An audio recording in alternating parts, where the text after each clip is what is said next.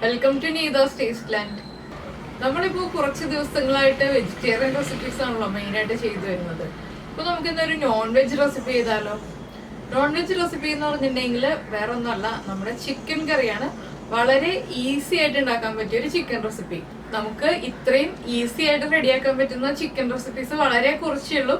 അപ്പൊ നമ്മുടെ chicken fry ഒക്കെ ആണെങ്കിൽ വളരെ ഈസി ആയിട്ട് റെഡിയാക്കാം. പക്ഷെ നമ്മള് അതിന്റെ കൂടെ തന്നെ നിൽക്കണം. എന്താണെന്ന് വെച്ചാൽ നമ്മൾ ഇടയ്ക്കിടയ്ക്ക് തിരിച്ചിട്ട് കൊടുത്ത് അങ്ങനെ കുറച്ച് സമയം സ്പെൻഡ് ചെയ്യേണ്ടി വരും.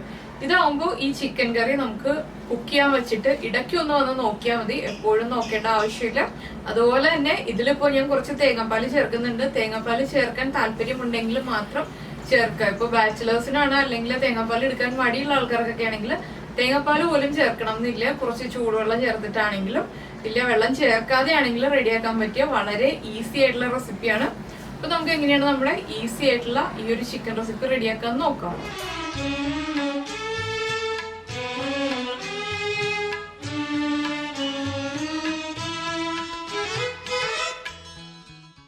നമുക്ക് നമ്മുടെ ഈസി ചിക്കൻ കറിക്ക് ആവശ്യമായിട്ടുള്ള ഇൻഗ്രീഡിയൻസ് നോക്കാം. ഞാനിപ്പോ 1.5 കിലോ ചിക്കൻ ആവശ്യമായിട്ടുള്ള ഇൻഗ്രീഡിയൻസ് ആണ് കേട്ടോ പറയുന്നത്.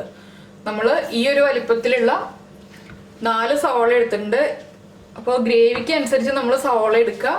ഇതിപ്പോ 1.5 കിലോ ചിക്കന് ഈ വലിപ്പത്തിൽ 4 സവാള എടുത്തിട്ടുണ്ടെങ്കിൽ അത്യാവശ്യം ഗ്രേവി ഉണ്ടാവും. അതുപോലെ തന്നെ 2 തക്കാളി, പിന്നെ നമ്മൾ എടുത്തിരിക്കുന്നത് ഇഞ്ചിയും വെളുത്തുള്ളിയും ചതച്ചെടുത്തതാണ്. ഒരു വലിയ പീസ് ഇഞ്ചിയും ഒരു ഉണ്ട വെളുത്തുള്ളി എടുക്കുക. അത് നന്നായിട്ട് ചതച്ച് തന്നെ എടുക്കുക. പിന്നെ ഇത് തേങ്ങ ചിരവിയതാണ്. ഇത് ഓപ്ഷണലാണ്. നമുക്ക് തേങ്ങാപ്പാൽ ചേർക്കാൻ താല്പര്യം ഉണ്ടെങ്കിൽ തേങ്ങാപ്പാൽ എടുക്കാം, ഇല്ലാന്നുണ്ടെങ്കിൽ ചൂടുവെള്ളം ചേർത്താലും മതി. ഞാനിപ്പോൾ തേങ്ങാപ്പാലാണ് ചേർക്കാൻ പോകുന്നത്. അതുപോലെ തന്നെ കറിവേപ്പില. പിന്നെ നമുക്ക് ഇതിലേക്ക് ആവശ്യമായിട്ടുള്ള പൊടികൾ എന്തൊക്കെയാണെന്ന് വെച്ചിട്ടുണ്ടെങ്കിൽ ഗരം മസാലപ്പൊടി, അതുപോലെ തന്നെ പെരിഞ്ജീരകം പൊടിച്ചത്, പിന്നെ മുളക് പൊടി, മല്ലിപ്പൊടി, മഞ്ഞൾപ്പൊടി. ഇതിലിപ്പോൾ പച്ചമുളകിന്റെയും അതുപോലെ തന്നെ കുരുമുളകിന്റെയും എരിവേ ഉണ്ടാവുള്ളൂ. മുളക് പൊടി എന്ന് വെച്ചിട്ടുണ്ടെങ്കിൽ ഇത് കാശ്മീരി ചില്ലി പൗഡർ ആണ്. അപ്പോൾ കുറച്ച് കളർ മാത്രമേ ഉണ്ടാവുള്ളൂ. കുരുമുളക് നമ്മൾ ചതച്ച് തന്നെ ചേർക്കുക, എങ്കിലേ ആ ഒരു കുരുമുളകിന്റെ ഫ്ലേവർ നമ്മുടെ കറിയിൽ നന്നായിട്ട് ഉണ്ടാവുള്ളൂ. അപ്പോൾ ആദ്യം നമ്മൾ ചെയ്യുന്നത് എന്താണെന്ന് വെച്ചിട്ടുണ്ടെങ്കിൽ കുരുമുളക് ചതച്ചെടുക്കും. അതുപോലെ തന്നെ സവാളയും തക്കാളിയും കട്ട് ചെയ്ത് വെക്കും. പച്ചമുളകും ഒന്ന് സ്പ്ലിറ്റ് ചെയ്തെടുക്കും. നമുക്കിപ്പോൾ നമ്മൾ കറി റെഡിയാക്കുന്ന പാത്രത്തിൽ തന്നെ ഇത് മിക്സ് ചെയ്ത് വെക്കണം എന്നുണ്ടെങ്കിൽ അതുപോലെ വെക്കാം, അല്ലെങ്കിൽ നമുക്ക് വേറെ പാത്രത്തിൽ മിക്സ് ചെയ്തതിന് ശേഷം കറി റെഡിയാക്കുന്ന ചട്ടിയിൽ റെഡിയാക്കി എടുക്കാം. ഇപ്പോൾ ഞാൻ മൺചട്ടിയിലാണ് കറി റെഡിയാക്കി എടുക്കുന്നത്, പക്ഷെ മിക്സ് ചെയ്ത് വയ്ക്കുന്നത് സ്റ്റീലിന്റെ പാത്രത്തിലാണ്.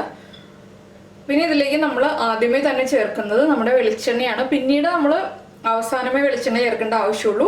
അതുപോലെ തന്നെ ഉപ്പും ചേർക്കുക. ബാക്കിയുള്ള കാര്യങ്ങളെല്ലാം വളരെ സിമ്പിളാണ്. അപ്പോൾ നമുക്ക് സവാള കട്ട് ചെയ്യാം. അതുപോലെ തന്നെ കുരുമുളകും ചതച്ചെടുക്കാം. അപ്പോൾ നമ്മൾ സവാളയും തക്കാളിയും ഒക്കെ കട്ട് ചെയ്തെടുത്തിട്ടുണ്ട്. സവാള നമ്മൾ സാധാരണ കറിക്ക് കട്ട് ചെയ്യുന്ന പോലെ നീളത്തിൽ കട്ട് ചെയ്തു. അതുപോലെ തന്നെ തക്കാളിയും നീളത്തിൽ കട്ട് ചെയ്തെടുത്തിട്ടുണ്ട്. പിന്നെ കുരുമുളക് ചതച്ചെടുത്തിട്ടുണ്ട്. അപ്പോൾ നമുക്കിതിനി മിക്സ് ചെയ്ത് വയ്ക്കാം. ഞാനിപ്പോൾ ചിക്കൻ്റെ ലെഗ് പീസ് മാത്രം ഇതുപോലെ ഒന്ന് വരഞ്ഞെടുത്തിട്ടുണ്ട്. എന്താണെന്ന് വെച്ചിട്ടുണ്ടെങ്കിൽ ആ ലെഗ് പീസിൻ്റെ ഉള്ളിലേക്ക് മസാല വേഗം തന്നെ പിടിക്കാൻ വേണ്ടിയിട്ടാണ് നമ്മൾ ഇതുപോലെ വരഞ്ഞെടുക്കുന്നത്. ഇതിലേക്ക് നമുക്ക് കട്ട് ചെയ്ത് വെച്ചിരിക്കുന്ന സവോളയും അതുപോലെ തന്നെ പച്ചമുളക് സ്പ്ലിറ്റ് ചെയ്തതും ചേർക്കാം. പിന്നെ നമ്മൾ ചേർക്കുന്നത് 2 തക്കാളി കട്ട് ചെയ്തതിൽ ഒരു 1/4 ഭാഗം 1/4 തക്കാളി ചേർക്കുക. ബാക്കിയുള്ളത് നമുക്ക് കറി റെഡിയായി വരുമ്പോൾ ചേർക്കാം. ഇതിലേക്ക് മുളക് പൊടി ഞാനിപ്പോൾ 1 ടേബിൾ സ്പൂൺ എടുത്തിട്ടുണ്ട്. കാശ്മീരി ചില്ലി പൗഡർ ആയതുകൊണ്ടാണ് 1 ടേബിൾ സ്പൂൺ എടുത്തിട്ടുള്ളത്. അതുപോലെ തന്നെ നമ്മുടെ കുരുമുളക് ചതച്ചത്. കുരുമുളക് നമ്മുടെ എരിവനുസരിച്ച് ചേർക്കാം. ഞാനിപ്പോൾ 2.5 ടീസ്പൂൺ എടുത്തിട്ടുണ്ട്. ടീസ്പൂണും ടേബിൾ സ്പൂണും നമ്മൾ മാറിപ്പോരുത് കേട്ടോ. അങ്ങനെ വന്നിട്ടുണ്ടെങ്കിൽ നമ്മുടെ കറിയുടെ മൊത്തം മസാലയുടെ അളവ് തെറ്റും, പിന്നെ കറിക്ക് എരിവ് കൂടിപ്പോവും. ഇതിലേക്ക് നമ്മൾ എടുത്തു വെച്ചിരിക്കുന്ന മല്ലിപ്പൊടി, ഇതിപ്പോൾ 4 ടീസ്പൂൺ മല്ലിപ്പൊടിയാണ്. അതുപോലെ തന്നെ ചതച്ച് വെച്ചിരിക്കുന്ന ഇഞ്ചിയും വെളുത്തുള്ളിയും. പിന്നെ നമ്മൾ ചേർക്കുന്നത് കറിവേപ്പില, ഉപ്പ്, മഞ്ഞൾപ്പൊടി, 1 teaspoon garam masala powder. Garam masala powder നമ്മൾ ലാസ്റ്റ് ചേർക്കും, അതുകൊണ്ട് ഇപ്പോൾ 1 ടീസ്പൂണേ ചേർക്കുന്നുള്ളൂ. ഇതിലേക്ക് കുറച്ച് വെളിച്ചെണ്ണ ഒഴിച്ചു കൊടുക്കുക.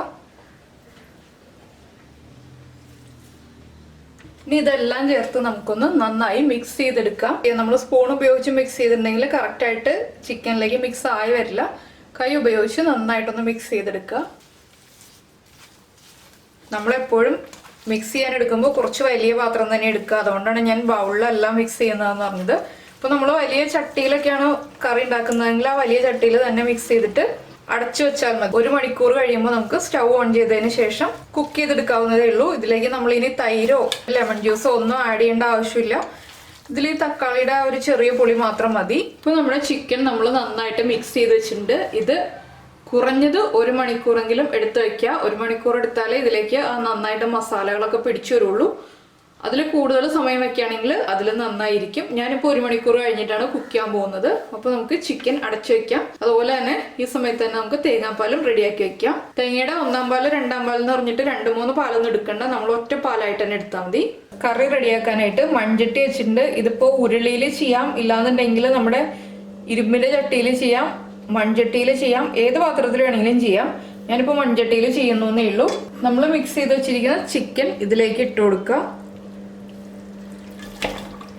ചട്ടി ചൂടായി തുടങ്ങിയപ്പോഴാണ് കേട്ടോ ഞാൻ ചിക്കൻ ഇട്ട് കൊടുത്തത്. പിന്നെ എന്താണെന്ന് വെച്ചാൽ ചട്ടിയിൽ നമ്മൾ വെളിച്ചെണ്ണയൊന്നും ഒഴിക്കേണ്ട ആവശ്യമില്ല. ചിക്കനിൽ നമ്മൾ വെളിച്ചെണ്ണ ഒഴിച്ചിട്ടുണ്ടായിരുന്നു, അത് മതി.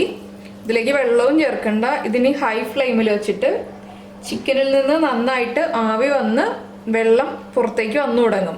ആ സമയമാകുമ്പോൾ നമുക്ക് ഫ്ലെയിം കുറയ്ക്കാം, ഇളക്കി കൊടുക്കാം. ഇപ്പോൾ നമ്മൾ ഇളക്കി കൊടുക്കുന്നൊന്നുമില്ല, അടച്ചു വെക്കുന്നേ ഉള്ളൂ. ഇപ്പൊ നമ്മുടെ ചിക്കനിൽ നിന്ന് പതുക്കെ ആവിയൊക്കെ വന്നു തുടങ്ങുന്നുണ്ട്. നമുക്കൊന്ന് തുറന്നതിന് ശേഷം ഇളക്കി കൊടുക്കാം. ഇതുപോലെ ആവി വന്ന് തുടങ്ങുമ്പോൾ നമ്മൾ ഫ്ലെയിം കുറച്ച് വെക്കുക. അത് ഏത് പാത്രത്തിലാണ് വെക്കുന്നതെന്നുണ്ടെങ്കിലും ഫ്ലെയിം കുറച്ച് വെക്കുക. ഇനി നമ്മൾ ലോ ഫ്ലെയിമിലാണ് കുക്ക് ചെയ്യുന്നത്. പിന്നെ നമുക്കിതിൽ ഗ്രേവി കൂടുതൽ വേണമെന്നുണ്ടെങ്കിൽ പിന്നെ ചെയ്യാൻ പറ്റിയ ഒരു കാര്യം എന്താണെന്ന് വെച്ചിട്ടുണ്ടെങ്കിൽ കുറച്ച് സവാള മിക്സിയിലൊന്ന് അടിച്ചതിന് ശേഷം ആ സവാളയുടെ പേസ്റ്റ് ഇതിലേക്ക് ആഡ് ചെയ്ത് കൊടുക്കാം. അപ്പോൾ കുറച്ചുകൂടി തിക്കായിട്ടുള്ള ഗ്രേവി കിട്ടും. ഞാനിപ്പോൾ ആ രീതിയിലൊന്നും ചെയ്യുന്നില്ല, സാധാരണ ഏറ്റവും സിമ്പിളായിട്ടുള്ള രീതിയിൽ ചെയ്ത് കാണിക്കുന്നേ ഉള്ളൂ. അപ്പോൾ നമ്മൾ ഇതുപോലെ ഇടയ്ക്കിടയ്ക്ക് ഇളക്കി കൊടുക്കണം കേട്ടോ. നന്നായിട്ട് ആവി വന്നു കഴിയുമ്പോൾ വീണ്ടും ഇളക്കി കൊടുക്കുക. ഇളക്കുന്നതിലാണ് ഈ ചിക്കൻ കറിയുടെ കാര്യം ഇരിക്കുന്നത്. എന്താണെന്ന് വെച്ചിട്ടുണ്ടെങ്കിൽ ചിക്കൻ കുക്കായി വരണം എന്നുണ്ടെങ്കിൽ നമ്മൾ ഇളക്കി കൊടുത്തോണ്ടിരിക്കുക. ഓരോ സൈഡിലേക്കും തിരിച്ചിട്ട് കൊടുത്തോണ്ടിരിക്കുക. അതുപോലെ തന്നെ ചിക്കനിൽ നിന്ന് നന്നായിട്ട് വെള്ളം വന്നു തുടങ്ങും. അപ്പോൾ ആ വെള്ളത്തിലാണ് ചിക്കൻ കുക്കാവുന്നത്. ഇപ്പോൾ ഇത് കണ്ടോ, ഇപ്പോൾ വെള്ളം വന്നു തുടങ്ങിയിട്ടില്ല. നന്നായി ചൂടായി വീണ്ടും നമ്മളൊരു 2-3 പ്രാവശ്യം ഇളക്കി കൊടുത്തു കഴിയുമ്പോഴേ വെള്ളം വന്നു തുടങ്ങുള്ളൂ. ഇപ്പോൾ ചെറുതായിട്ട് വെള്ളം വരുന്നുണ്ട്, പക്ഷെ അത് ചിക്കൻ കുക്കാവാൻ ആവശ്യമായിട്ടുള്ള വെള്ളം ആയി തുടങ്ങിയിട്ടില്ല. അത് പതുക്കെ വരുള്ളൂ. അപ്പോൾ അതനുസരിച്ച് നമ്മൾ വീണ്ടും വീണ്ടും ഇളക്കി മറിച്ചു കൊടുത്തോണ്ടിരിക്കുക. കുറച്ച് കുക്കായി നന്നായിട്ട് വെള്ളമൊക്കെ വന്നു കഴിയുമ്പോൾ ഞാൻ കാണിച്ചു തരാം എത്രത്തോളം വെള്ളം ചിക്കനിൽ നിന്ന് ഇറങ്ങുന്നുണ്ടെന്നുള്ളത്. വീണ്ടും അടച്ചു വെച്ചിട്ട് ലോ ഫ്ലെയിമിൽ വെച്ച് തന്നെ കുക്ക് ചെയ്യുക. ഹൈ ഫ്ലെയിം ആയി പോകരുത്, വെള്ളം വറ്റിപ്പോവും, ചിക്കൻ കറക്റ്റായിട്ട് കുക്ക് ആവുമില്ല. അപ്പോൾ നമ്മുടെ ചിക്കനിൽ നിന്ന് വെള്ളമൊക്കെ വന്നു തുടങ്ങിയിട്ടുണ്ട്. നമുക്കൊന്ന് തുറക്കാം. ഇത് കണ്ടോ, ഇതുപോലെ ചിക്കനിൽ നിന്ന് വെള്ളം ഇറങ്ങി വരും. അപ്പോൾ ഈ വെള്ളത്തിലാണ് നമ്മുടെ ചിക്കനും സവോളയും എല്ലാം കൂടിയിട്ട് കുക്ക് ആവുന്നത്. അപ്പോൾ ഞങ്ങൾ ഇന്നിപ്പോൾ 2 കാര്യങ്ങൾ ഒരുമിച്ച് ചെയ്യാണ് കേട്ടോ. എന്താണെന്ന് വെച്ചിട്ടുണ്ടെങ്കിൽ ഞാനിവിടെ ചിക്കൻ കറി ഉണ്ടാക്കുന്നു. അപ്പുറത്തെ ബർണറിൽ കിച്ചൂസ് നമ്മുടെ തലശ്ശേരി ചിക്കൻ ബിരിയാണി, ദം ബിരിയാണി ഉണ്ടല്ലോ, ആ ബിരിയാണി റെഡിയാക്കിക്കൊണ്ടിരിക്കുകയാണ്.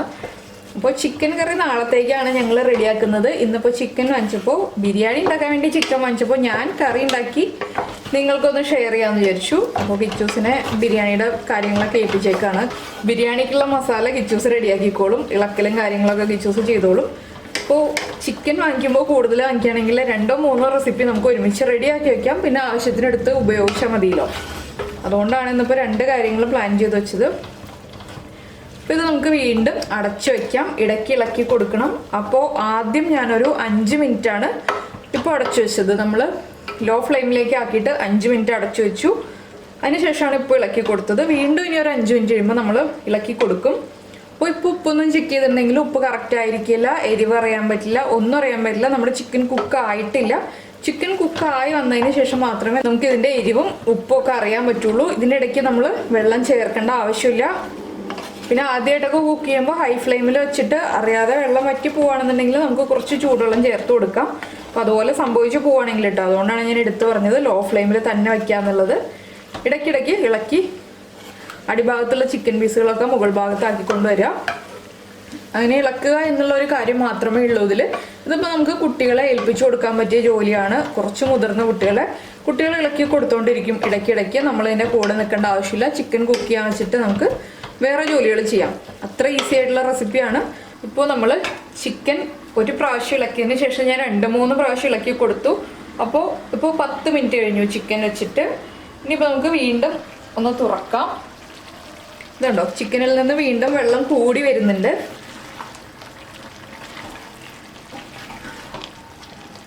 ആദ്യമായിട്ടൊക്കെ ഈ കറി ഉണ്ടാക്കുമ്പോൾ നമ്മൾ വിചാരിക്കും ഇത് എവിടുന്ന ചിക്കൻ കുക്കാവാനുള്ള വെള്ളം വരിക, അത്രയും വെള്ളമൊന്നും ചിക്കനിൽ നിന്ന് വരില്ലല്ലോ എന്ന് വിചാരിക്കും. പക്ഷെ നമ്മൾ ആ ഒരു മസാലയും സവാളയും വെളിച്ചെണ്ണയും എല്ലാം ചേർത്തിട്ട് മിക്സ് ചെയ്ത് വെക്കില്ലേ, അങ്ങനെ മിക്സ് ചെയ്ത് 1 മണിക്കൂറെങ്കിലും മിനിമം വെച്ചാലേ ഇതുപോലെ ഗ്രേവി ആയി വരുള്ളൂ കേട്ടോ. സാധാരണ നമ്മളിപ്പോൾ വേഗം തന്നെ കുക്ക് ചെയ്യുകയാണെന്നുണ്ടെങ്കിൽ ഇത്രയും വെള്ളം ഇറങ്ങി വരില്ല. അതുപോലെ തന്നെ ഫ്ലെയിമിൻ്റെ കാര്യം പറഞ്ഞതും ശ്രദ്ധിക്കുക. പിന്നെ നമ്മൾ സവാള അരച്ച് ചേർക്കുന്ന കാര്യം ഞാൻ പറഞ്ഞല്ലോ. അപ്പോൾ ഈ ഒരു കറിക്ക് ഇത്രയും ക്വാണ്ടിറ്റി ആണെങ്കിൽ 1.5 കിലോ ചിക്കൻ ആണെങ്കിൽ ഒരു വലിയ 2 സവാള നന്നായി പേസ്റ്റ് ചെയ്ത് വെള്ളം ചേർക്കാതെ പേസ്റ്റ് ചെയ്തതിന് ശേഷം ചേർക്കാം. അത് ഈ ഒരു സ്റ്റേജ് ആകുമ്പോൾ ചേർത്ത് കൊടുക്കാം. എന്താണെന്ന് വെച്ചാൽ നമ്മുടെ ചിക്കനൊക്കെ കുക്കായി തുടങ്ങി. ചിക്കൻ കുക്ക് ചെയ്യുന്നതിന് മുന്നേ തന്നെ ചേർക്കണ്ട, ഈ ഒരു സ്റ്റേജ് ആകുമ്പോഴേ ചേർക്കാൻ പാടുള്ളൂ. എന്താണെന്ന് വെച്ചിട്ടുണ്ടെങ്കിൽ അല്ലെങ്കിൽ നമ്മുടെ ചട്ടിയിൽ ആ സവാള പിടിക്കും. അതുകൊണ്ടാണ് ഈ സ്റ്റേജിൽ നിന്ന് എടുത്ത് പറഞ്ഞു തരുന്നത്. ഇതൊക്കെ അറിയാത്ത ആളുകൾക്ക് വേണ്ടിയിട്ടാണ്. പിന്നെ ഈ ഒരു റെസിപ്പി തന്നെ നമുക്ക് കുറച്ച് വ്യത്യസ്തമായിട്ട് ചെയ്യണം എന്നുണ്ടെങ്കിൽ ഇതിലേക്ക് തൈര് ചേർക്കാം, പുളി കൂടുതൽ ആവശ്യമുണ്ടെങ്കിൽ. പിന്നെ എന്താണെന്ന് വെച്ചിട്ടുണ്ടെങ്കിൽ നമുക്കിപ്പോൾ സവാള വഴറ്റിയതിന് ശേഷം ഇതുപോലെ കറി റെഡിയാക്കാം. പക്ഷെ അതാകുമ്പോൾ നമ്മൾ കുറച്ചുകൂടി ബുദ്ധിമുട്ടണം. സവാളയും ഇഞ്ചിയും പച്ചമുളകും എല്ലാം വഴറ്റിയെടുക്കണം. ഇതാകുമ്പോൾ അങ്ങനെയുള്ള ബുദ്ധിമുട്ടുകളൊന്നുമില്ല, എളുപ്പം പരിപാടിയാണ്. അപ്പോൾ ഇവിടെ കൂടുതൽ ആളുകളൊക്കെ വരുന്ന എന്തെങ്കിലും ഫംഗ്ഷനുള്ള ദിവസങ്ങളിൽ ഞാൻ ചെയ്യുന്ന റെസിപ്പി ഇതാണ്. എന്താണെന്ന് വെച്ചാൽ ഏറ്റവും എളുപ്പം ചെയ്യാനും പറ്റും. നമുക്കിപ്പോൾ ഗസ്റ്റ് വന്നു കഴിയുമ്പോൾ അവരുടെ അടുത്ത് സംസാരിക്കാനും സമയം കിട്ടും, കറി ആവുകയും ചെയ്തോളും, വലിയ ബുദ്ധിമുട്ടുകളില്ലല്ലോ. എപ്പോഴും എളുപ്പത്തിൽ ചെയ്യാൻ പറ്റിയ റെസിപ്പിയാണ് കേട്ടോ ഇത്. ഇങ്ങനെയുള്ള റെസിപ്പികളും കൂടി നമ്മൾ പഠിച്ചു വെച്ചിരുന്നാൽ മാത്രമേ നമുക്ക് പെട്ടെന്ന് തന്നെ ഒരു കറി ഉണ്ടാക്കണം.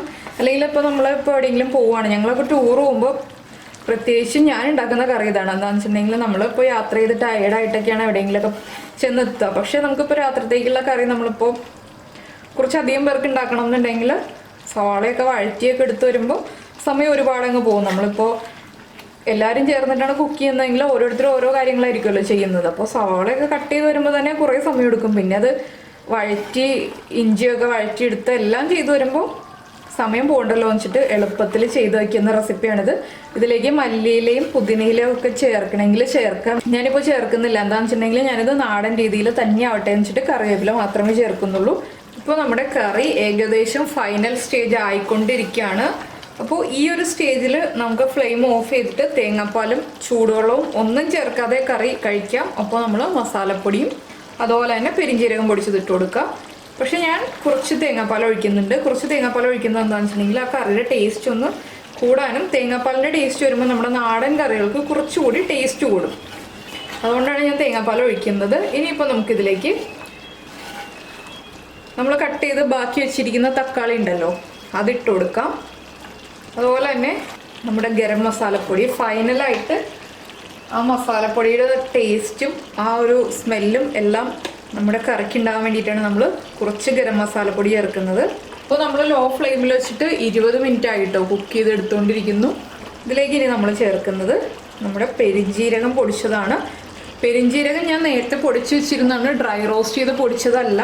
നമുക്ക് ഫ്രഷ് ആയിട്ട് അപ്പോൾ തന്നെ പൊടിച്ച് ചേർക്കാവുന്നതേ ഉള്ളൂ. ഇതിപ്പോൾ ഞാൻ പല കറികളിലും പെരിഞ്ജീരകം പൊടിച്ചത് ചേർക്കുന്നത് കൊണ്ട് കുറച്ച് കൂടുതലായിട്ട് പൊടിച്ച് വെച്ചു എന്നേ ഉള്ളൂ. ഇനി നമ്മൾ ഈ കറിയുടെ ഉപ്പും എരിവും എല്ലാം ചെക്ക് ചെയ്യുക. എരിവ് കറക്റ്റ് ആയിരിക്കും. ഉപ്പിൻ്റെ കാര്യത്തിൽ ഞാൻ നോക്കിയിട്ടില്ല ഉപ്പ്. എന്താണെന്ന് വെച്ചാൽ ഈ ഒരു സ്റ്റേജ് ആകുമ്പോഴേ നമ്മൾ ഉപ്പ് എരിവൊക്കെ നോക്കിയിട്ടുണ്ടെങ്കിൽ കറക്റ്റായിട്ട് അറിയാൻ പറ്റുള്ളൂ. അപ്പോൾ ഞാൻ എപ്പോഴും പറയാറുണ്ട് ഞാൻ ഫ്ലെയിം ഓഫ് ചെയ്ത് കഴിഞ്ഞിട്ട് തേങ്ങാപ്പാൽ ചേർക്കുള്ളൂ എന്നുള്ള കാര്യം. എന്താണെന്ന് വെച്ചാൽ തേങ്ങാപ്പാൽ ചേർത്തിട്ട് അധിക സമയം നമ്മൾ തിളപ്പിക്കില്ല. അതുകൊണ്ടാണ്. അപ്പോൾ നമുക്കിനി ഫ്ലെയിം ഓഫ് ചെയ്തിട്ട് തേങ്ങാപ്പാൽ ചേർക്കാം. കുറച്ച് തേങ്ങാപ്പാൽ ചേർത്താൽ മതി കേട്ടോ, അധികം വേണ്ട. പിന്നെ നമുക്ക് ഗ്രേവി ആയിട്ട് വേണമെന്നുണ്ടെങ്കിൽ കൂടുതലായിട്ട് ആഡ് ചെയ്ത് കൊടുക്കുക. ഞാനിപ്പോൾ കുറച്ച് ചേർക്കുന്നുള്ളൂ. കൂടുതൽ ഗ്രേവി വേണമെന്നുണ്ടെങ്കിൽ മാത്രം കൂടുതൽ ചേർക്കുക. അപ്പോൾ ഇതിവിടെ അമ്മയുടെ സ്പെഷ്യലാണ് കേട്ടോ ഈ കറി. ഞാനല്ല ഈ കറിയുടെ ആള്. അമ്മയാണ് ഇങ്ങനെയുള്ള എളുപ്പ വഴിയിലുള്ള കറികളൊക്കെ ചെയ്തിരുന്നത്. അപ്പോൾ ഞാനത് കണ്ടുപിടിച്ചതാണ്. ഞാനൊക്കെ ചെറുതായിരുന്ന കാലം മുതലേ ഇവിടെ വയ്ക്കുന്ന ചിക്കൻ കറിയാണിത്. കിച്ചൂസിന് പിന്നെ കുറച്ചുകൂടി ഡ്രൈ ആയിട്ടുള്ള രീതിയിലുള്ള ചിക്കനൊക്കെയാണ് ഇഷ്ടം. അപ്പോൾ ഇടയ്ക്ക് നമ്മൾ പഴയ നമ്മുടെ നാടൻ കറികളും ചെയ്യണ്ടേ. ഇനിയിപ്പോൾ നമ്മൾ ഇതിലേക്ക് ചേർക്കാൻ പോകുന്നത് നമ്മുടെ കറിവേപ്പില. നമ്മൾ ആദ്യം കറിവേപ്പില ചേർത്തിരുന്നു, പിന്നീട് ഇപ്പോഴാണ് കറിവേപ്പില ചേർക്കുന്നത്. അതുപോലെ തന്നെ നമ്മൾ എല്ലാ നാടൻ റെസിപ്പീസും ചെയ്യുമ്പോൾ പറയാറുണ്ട് കുറച്ച് വെളിച്ചെണ്ണ ഒന്ന് മുകളിൽ ഒഴിച്ചു കൊടുക്കുക എന്നുള്ളത്. അപ്പോൾ നമുക്ക് കുറച്ച് വെളിച്ചെണ്ണ ഒഴിക്കാം. നമ്മൾ നമ്മുടെ മീൻകറിയൊക്കെ ചെയ്യുമ്പോൾ ചേർക്കുന്ന പോലെ തന്നെ. ഇനി ഇത് ഇളക്കി കൊടുക്കേണ്ട ആവശ്യമില്ല. ഇതിനി കുറച്ച് സമയം ഇരുന്നിട്ട് ആ കറിവേപ്പിലയുടെയും അതുപോലെ തന്നെ വെളിച്ചെണ്ണയുടെയും ഒക്കെ ആ ടേസ്റ്റും സ്മെല്ലും എല്ലാം നമ്മുടെ ചിക്കനിലേക്ക് നന്നായി മിക്സ് ആയി വരണം. അത്രയും സമയം ഒരു 10 മിനിറ്റ് അടച്ചു വെച്ചതിന് ശേഷം നമുക്ക് സെർവ് ചെയ്യാം. പക്ഷെ ഒന്ന് ചൂട് ചെറുതായിട്ട് കുറഞ്ഞു തുടങ്ങുമ്പോൾ കഴിക്കുന്നതാണ് ഈ കറിക്ക് കൂടുതൽ ടേസ്റ്റ്. അപ്പോൾ ഞാൻ ഇനി കുറച്ച് സമയം കഴിഞ്ഞിട്ടേ സെർവ് ചെയ്യുന്നുള്ളൂ. അതിനുശേഷം കാണിച്ചു തരാം. ഇപ്പോൾ നമ്മുടെ ഈസി ആയിട്ടുള്ള ചിക്കൻ കറി നമ്മൾ സെർവ് ചെയ്ത് കഴിഞ്ഞു. വളരെ പെട്ടെന്ന് തന്നെ ഉണ്ടാക്കിയില്ലേ, അധികം സമയം വേണ്ട. നമ്മളെല്ലാം മിക്സ് ചെയ്ത് വെച്ചതിന് ശേഷം 1 മണിക്കൂർ വയ്ക്കാന്നുള്ള ആ ഒരു സമയം മാത്രമേ പോകുന്നുള്ളൂ. ഇല്ലാന്നുണ്ടെങ്കിൽ നമ്മൾ ഇതിൻ്റെ കൂടെ നിൽക്കണ്ട, വേഗം തന്നെ ജോലി കഴിയുകയും ചെയ്യും. ഏറ്റവും ഈസി ആയിട്ട് അതുപോലെ തന്നെ വളരെ ടേസ്റ്റി ആയിട്ട് ഉണ്ടാക്കാൻ പറ്റിയ ഒരു കറിയാണ്. അപ്പോൾ എല്ലാവരും ഈ ഒരു കറി ഉണ്ടാക്കിയിട്ട് ചോറിൻ്റെയും ചപ്പാത്തിയുടെയും അപ്പത്തിൻ്റെയും എല്ലാം കൂടെ കഴിച്ചതിന് ശേഷം ഫീഡ്ബാക്ക് അറിയിക്കുക. അതുപോലെ തന്നെ ലൈക്ക് ചെയ്യുക, ഷെയർ ചെയ്യുക, കമൻറ്റ് ചെയ്യുക. സബ്സ്ക്രൈബ് ചെയ്യാത്ത ആളുകൾ സബ്സ്ക്രൈബ് ചെയ്യുക. നമുക്ക് നമ്മുടെ അടുത്ത റെസിപ്പിയുമായിട്ട് പതിവ് പോലെ അടുത്ത ദിവസം കാണാം. ബൈ. അപ്പോൾ ഞാൻ ചിക്കൻ കറി ഉണ്ടാക്കിക്കൊണ്ടിരുന്ന സമയത്ത് പറഞ്ഞില്ലേ ഇവിടെ കിച്ചൂസ് ബിരിയാണിക്കുള്ള മസാല റെഡി ആയിക്കൊണ്ടിരിക്കുകയാണെന്ന്. അപ്പോൾ ബിരിയാണി റെഡി ആയി കഴിഞ്ഞു. ബിരിയാണി ഇപ്പം ഞാൻ 2 പാത്രത്തിൽ സെർവ് ചെയ്തു. അതുപോലെ തന്നെ നമ്മുടെ ടൊമാറ്റോ ഒണിയൻ റൈത്തയും റെഡിയായി. അപ്പോൾ നമ്മൾ ഇതിൻ്റെ വീഡിയോ ചെയ്തിട്ടുണ്ട്. ഞാനപ്പോൾ വീഡിയോയിൽ ഈ രീതിയിലല്ല കേട്ടോ റൈത്തയ്ക്ക് കട്ട് ചെയ്തിരുന്നത്. ഇതിപ്പോൾ നമ്മൾ വീട്ടിൽ സാധാരണ ഉണ്ടാക്കുന്ന രീതിയിൽ പെട്ടെന്ന് തന്നെ ഒന്ന് ഉണ്ടാക്കിയതേ ഉള്ളൂ. അപ്പോൾ എന്തായാലും ഞങ്ങൾ ഇനി ഡിന്നറൊക്കെ കഴിക്കട്ടെ. അപ്പോൾ എല്ലാവരും ചിക്കൻ കറി ഉണ്ടാക്കി കഴിച്ചിട്ട് ചിക്കൻ കറിയുടെയും ഫീഡ്ബാക്ക് പറയുക. അതുപോലെ തന്നെ ഈ ബിരിയാണി കണ്ടിട്ടില്ലാത്ത ആളുകൾ ഈ ബിരിയാണി ഒന്ന് ഉണ്ടാക്കി കഴിച്ചതിന് ശേഷം ഇതിൻ്റെ അഭിപ്രായം പറയുക.